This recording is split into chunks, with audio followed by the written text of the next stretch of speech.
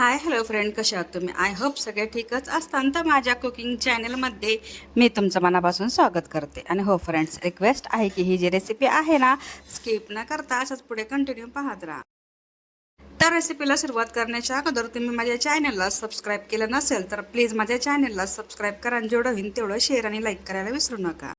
तर मी तुमच्यासाठी एक रोज नवीन छान छान अशी रेसिपी घेऊन येत आहे. तर आजही घेऊन आलेली आहे. चला तर मग वेळ लागला होता, रेसिपीला सुरुवात करूया. तर सर्वात आधी तुम्ही पाहिलं असेल की 2 कप इथं मैदा घेतलेला आहे, थोडंसं मीठ ॲड केलं आणि हातावरती ओवा घेतलेला आहे, थोडंसं क्रश करून घेतलाय. आता त्याच्यामध्ये आपण थोडंसं मोहन ॲड केले. आता ते मोहन जे आहे ना, तर अजिबात आपण गरम वगैरे करून घेतलेलं नाही आहे, तसंच आपण ॲड केलेलं आहे, जवळपास अर्धी वाटी. तर तुम्ही पाहिलं असेल की पाण्याचा हात घेऊन इथं काय करतोय आपण, छानपैकी एक डो तयार करून घेतोय. आज ना घरच्यांना खूप असं काहीतरी चटपटीत खाऊशं वाटत होतं, तर म्हणलं ठीक आहे, आज आहे ना तुमच्यासाठी मस्त म्हणलं छान अशी एक रेसिपी तयार करते, जेणेकरून आपल्या रेसिपीमध्ये आत्तापर्यंत आपण ॲड केलेली नाही आहे. ती रेसिपी अजिबात बघायला स्किप करू नका, पूर्ण व्हिडिओ नक्की पहा. तर तुम्ही पाहिलं असेल की छानपैकी ना डो तयार झाला, तर ह्याला 15 ते 20 मिनिटासाठी आपण झाकून असंच ठेवून देऊया, जेणेकरून आपलं पीठ जे आहे छानपैकी मुरले जाईल. तर इथे मी काय केलंय, कढईमध्ये ना थोडंसं तेल ॲड केलंय आणि नंतर आपण काय केलं, 1 टेबलस्पून इतकंच आहे ना त्याच्यामध्ये जिरा ॲड केलंय. आता हा जिरा जे आहे ना तेलामध्ये तडतड आवाज येईपर्यंत छानपैकी ना जिरा लाल करून घ्यायचा आहे. म्हणजे जवळपास 1 वाटी इथं काय केलंय, आपण कांदा घेतलेला आहे आणि कांदा जे आहे ना तर लाईट गोल्डन करून घ्यायचा आहे. आता आपला ऑलमोस्ट कांदा जे आहे ना छानपैकी लाल झाला. तर ह्याच्यामध्ये काय करूया, जेवढा कांदा घेतलाय तेवढाच इथं मी काय केले, टमॅटो घेतलेला आहे. आता हा टमॅटो जे आहे ना तर ह्याचं ना पूर्ण साल साईडला निघेपर्यंत तेलामध्ये परतून घ्यायचे. कांदा टमॅटो छानपैकी तेलामध्ये परतल्या गेल्याच्या नंतर माझ्याकडनं एक व्हिडिओ स्किप झाला, तो म्हणजे इथं मी अर्धा टेबलस्पून इतकंच इथं घेतलेलं आहे लसणाची पेस्ट, पण ते माझ्याकडनं स्किप झाली आहे. तर तुम्ही पाहत असाल की आपण बेसिक मसाला इथे ॲड करतोय. बेसिक मसाले म्हणजेच चिकन मसाला, मटन मसाला, काश्मीरी लाल तिखट, थोडीशी हळद, हे मसाले आहेत. इथं मी एक टेबलस्पून इतकं घेतलेलं आहे. आता हे सर्व काय मसाले आहे ना तेलामध्ये छानपैकी परतून घ्यायचे, म्हणजे त्याचं जे सगळं कच्चापण वगैरे आहे ते निघून जाईल. जर मसाला जळत असेल तर काय करायचं, अर्धा कप इतकं पाणी ह्याच्यामध्ये ॲड करायचं, जेणेकरून तुमचा मसाला जळणार नाही, छानपैकी एक ग्रेव्ही तयार होईल.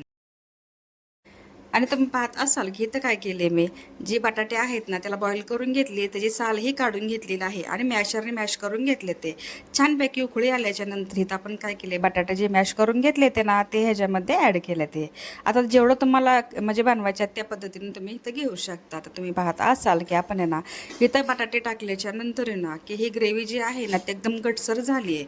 तर इथं मला थोडंसं पाणी लागणार होतं, तर मी ते काय केलं, जवळपास 1 कप इथं पाणी घेतलेलं आहे. आता ही ग्रेव्ही छानपैकी आपल्याला तयार करून घ्यायची. तर आपण पूर्ण बटाटे ॲड केल्याच्या नंतर तुम्ही इथं पाहत असाल की ग्रेव्ही टाईप आपण इथं भाजी बनवून घेतोय. आता ते जे बटाटे जे आहेत ना गटसर झालं ते इथं फोडून घेते आणि तुम्ही पाहत असाल की बटाट्याची भाजी जी बनवायची असेल ना अशा पद्धतीने बनवा, खरंच खूप छान बनते. तर तुम्ही इथं पाहिलं असेल की आपल्याला काय करायचं, एकदम कमी गॅसवरती ना हे भाजीला उकळी येऊन द्यायची, जेणेकरून आहे ना ही जी तरी आहे ती वरच्यावर येईल. आपण इथं जी मीठ आहे ना जे ॲड केलेली नाही. आता आपण काय करतो, चवीपुरतं जी मीठ आहे ना ते ह्याच्यामध्ये ॲड केली आहे आणि थोडीशी उकळी आल्याच्या नंतर कोथिंबीर जी आहे ना स्वच्छ पाण्याने धुतल्याच्या नंतर आपण ह्या भाजीमध्ये ॲड केली. तुम्हाला जर लक्षात आलं असेल की ही भाजी बनताच किती छान दिसते, तुम्ही पाहिलं असेल की. आता मला ह्याच्यामध्ये काय करूया, आज चिंचाचं पाणी ॲड करायचं. जर चिंच जर तुमच्याकडे नसेल, आमचूर पावडर जर असेल तुम्ही तेही ॲड करू शकता. आता माझ्याकडे चिंच होती, ते मी काय केले, अर्धी वाटी हिचं चिंचाचे जे पाणी आहे ना ते थोडंसं ॲड केलं आहे. आंबट आणि हो तिखट खूप छानपैकी ही भाजी तयार होते. आणि हे काय करायचं आहे, चिंचाचं पाणी ॲड केल्याच्या नंतर आहे ना 2 मिनिटासाठी भाजीला उकळी येऊन द्यायची. एकदम भाजी आपली छान बनते. भाजी बनत होती तोपर्यंत आपलं पीठ जे आहे ना खूप छानपैकी आणि सुंदरपैकी ना पीठ मुरले गेलेलं आहे. तर आपल्याला काय करायचं आहे, जेवढे आपल्याला समजा पुरी बनवायची आहे ना त्याचनुसार आपल्याला हा पेढा तयार करून घ्यायचा आहे. हातावरती थोडंसं मळून घ्यायचं आहे, जेणेकरून ना खूप छानपैकी आपली ही पोळी तयार होईल. एकदम छोटा असा मी तर पेढा तयार करून घेतला. तर आपल्याला ह्याची ना कितपत पुरी तयार करून घ्यायची हे तुम्ही पाहू शकता. तर खूप पातळ अशी मी बनवून घेतली. आता ह्याला काय करायचं माहिती आहे का फ्रेंड्स, एक फोक घ्यायचा, फोकच्या साहाय्याने ह्याला ना होल पाडून घ्यायचे, जेणेकरून तुमची ही पुरी आहे ना फुगणार नाही आणि कडक अशा पद्धतीने होईल. बाकीच्या पोळ्याही आहे ना अशा पद्धतीने ते लाटून घेतले ते आणि फोकच्या साह्याने छिद्र पाडून घेतले ते आणि ऑलमोस्ट आपल्या ज्या जेवढ्या पोळ्या आहेत ना ते तयार झालेल्या आहेत. तर तुम्ही पाहत असाल की मी एका साईजमध्ये सर्व काही पोळ्या तयार करून घेतल्या ते आणि आपल्या दुसरीकडे ना तेल खूप छानपैकी तापलेलं होतं. तर त्याच्यामध्ये आपण काय केले, मिडियम गॅसवरती ना आता ह्या पोळ्या ह्या काय करायच्या तेलामध्ये फ्राय करून घ्यायच्यात, म्हणजे तळून घ्यायचे. ते थोडंसं गॅस कमी जास्त करायचं जेणेकरून काय होतं की जळणार नाही आणि तुमची जी पुरीची जी कलर आहे ना अशाच पद्धतीने राहील.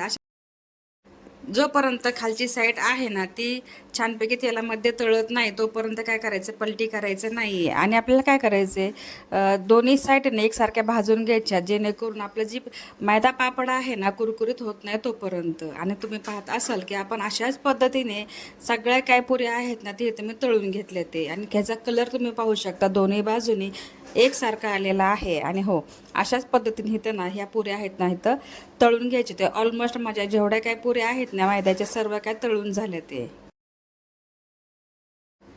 आता इथं तुम्ही पाहू शकता ह्या पापडावरती ना जी बटाट्याची भाजी बनवून घेतली ते इथं मी थोडं थोडं ॲड केली आहे आणि ह्या पापडावरती सर्व काही एकसारखं लावून घेतले आणि ह्याच्यावरती ना बारीक कांदा कट करून घेतला तर तोही ह्याच्यामध्ये ॲड केला आहे.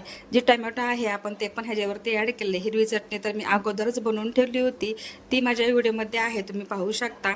आणि तिथं तुम्ही पाहत असाल की आपण काय केलं ह्याच्यामध्ये ना जे काय हिरवी चटणी आहे परत कुरकुऱ्याचं जे आहे ना थोडंसं क्रश करून टाकले.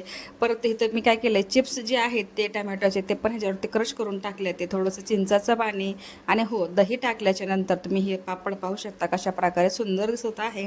आणि थोडंसं माझ्याकडे घरी शेव होती ते पण मी ह्याच्यामध्ये ॲड केली आहे.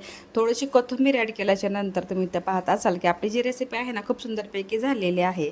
आणि हो, आपली फायनल रेसिपी ना आलू मसाला पकवान खूप सुंदरपैकी झालेली आहे. आजची रेसिपी कशी वाटली ना की मला कमेंटमध्ये सांगा. चला तर मग भेटूया नेक्स्ट व्हिडिओमध्ये. तोपर्यंत स्वतःची काळजी घेत राहा.